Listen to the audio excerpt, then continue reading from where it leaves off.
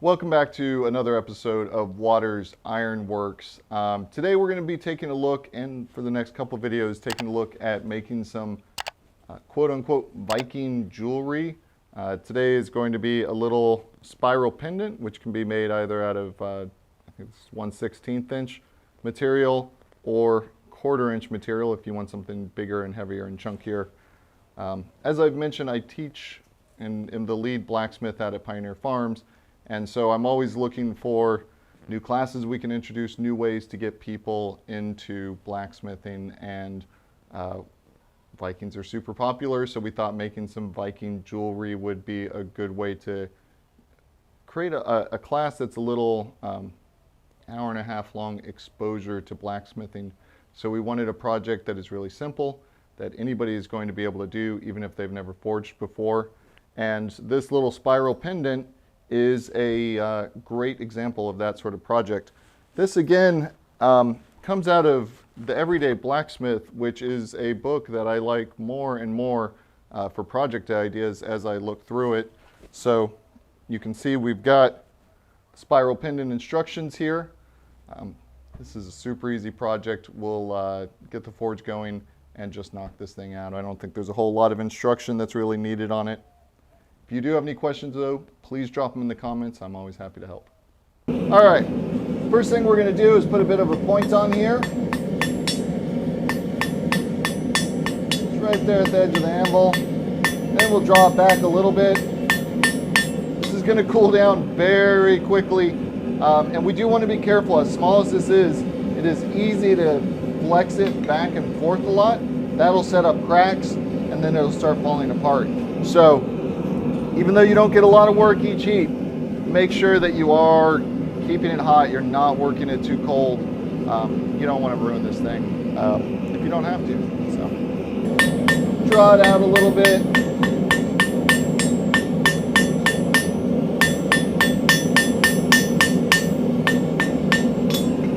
If it does start getting too hot, and I recommend cutting these pretty long, always feel free to take it to the quench tub. Drop that back in, cool it down, and then go back in the forge. This is actually one of the times when a coal forge has some benefits, right? Having this little piece of steel sticking out of the forge right where all that heat's coming out tends to heat up the whole thing a lot faster than if you're in a coal forge where more of the heat is just going straight up. It is harder to burn it in the propane forge, so you always have your trade-offs. Once I've got a little bit of a taper there, we're going to start rounding this off. Back into the forge. Not a lot of time on each heat, but at least the heat's back up quickly as well.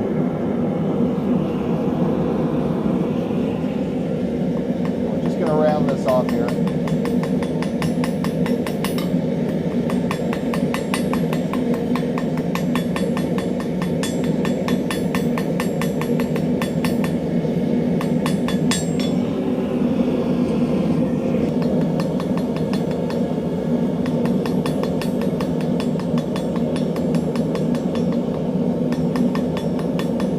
All right, so I've got a point, I've got a nice even taper back to the original thickness of the parent stock, and now it's time to start spiraling this. Nothing tricky here. Let's do it over the edge of the anvil like we always do.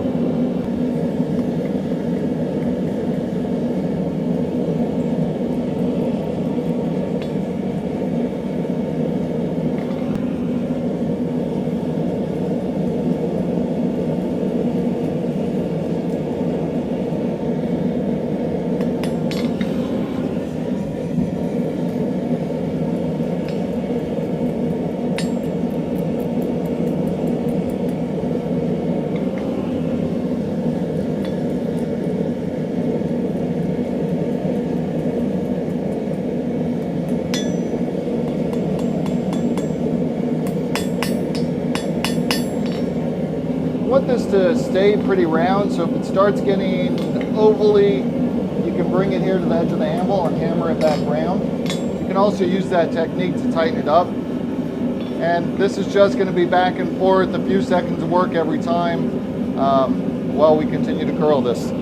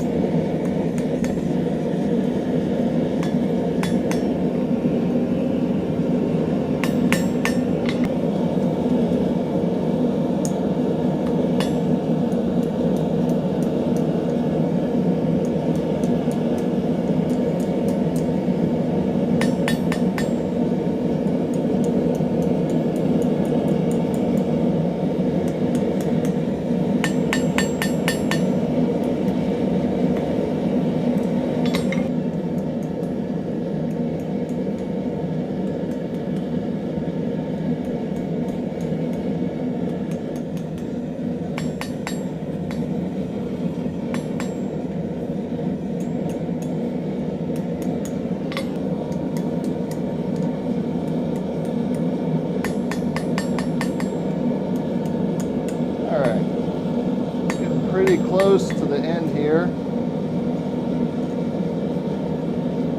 I'm going to take one more heat, spiral this up just a little bit more, and then we'll make the hangy bit.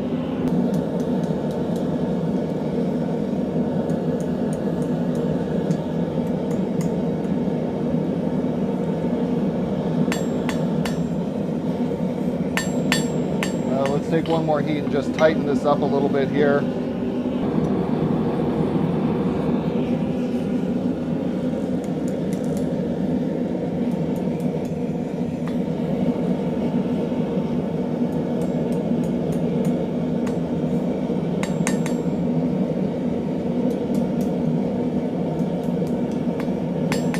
All right, we've got a little bit coming off the end here.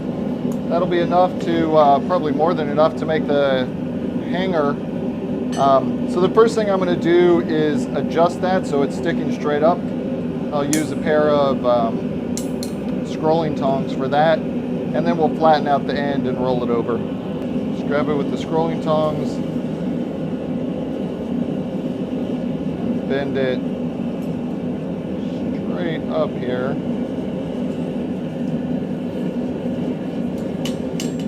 Looking for something like that.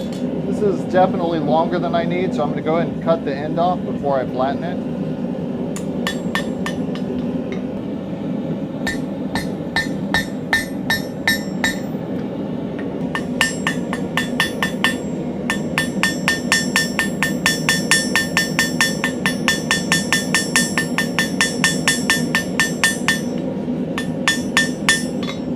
we're going to start scrolling this around.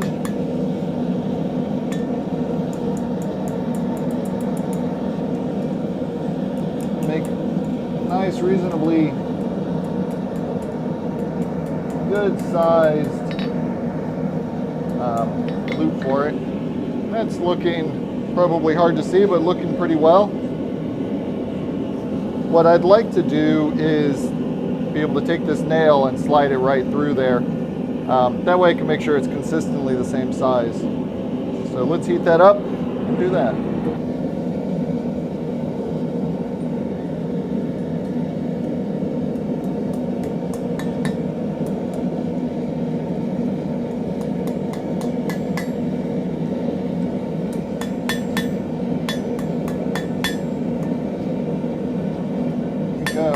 So the other nice thing this nail is going to do is it's going to provide a bit of an offset. So as I hammer this flat, it's going to force this part up a little bit, which I think will help make it sit a little nicer as it's hanging. This is obviously not very well finished. Let's go ahead and finish it. I'm actually going to quench this first. And then we'll clean it up on the wire wheel, and then we'll give it a gold coating here. So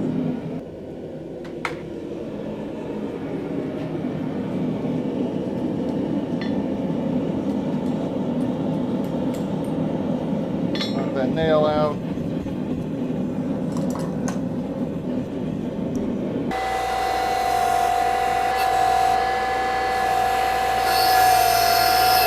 You can definitely pick up some heat from that wire wheel, so feel free to drop it back in the quench tub from time to time if you need.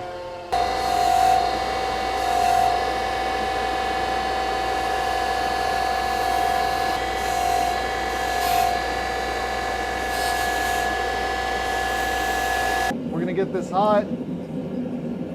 Don't want to get it up to the point where we're going to start getting scale or anything. Give it a brushing with a brass brush. Maybe too hot initially. Really get any brass off on there. Just let it cool down for a little bit against the anvil here.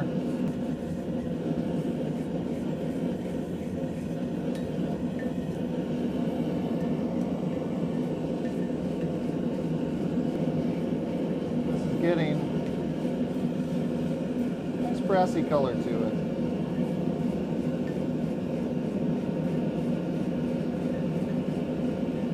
Both sides, and we will do what Achilles' mom didn't. Flip it around. We get the whole thing covered.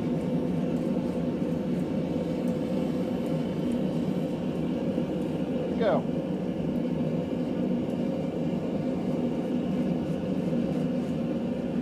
Let's quench that and we'll be done. There we go. Another spiral pendant. You can see compared to the first one, I just kind of tend to make these about as big as I think looks good. A little bit of variation in them is nothing wrong with that at all.